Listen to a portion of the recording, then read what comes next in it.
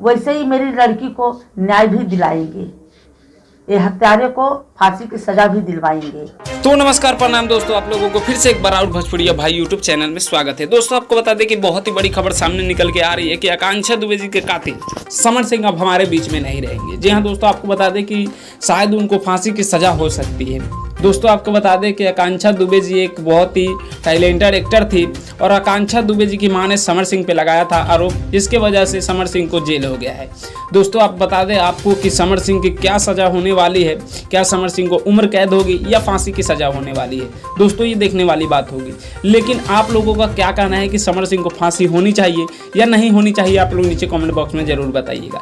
लेकिन दोस्तों आपको बता दें कि आकांक्षा दुबे जी को मारने वाले समर सिंह को फांसी होनी चाहिए, क्योंकि एक बहुत ही टैलेंटेड एक्टर, भोजपुरी इंडस्ट्री की एक्ट्रेस आकांक्षा दुबे जी का कत्ल किया है समर सिंह।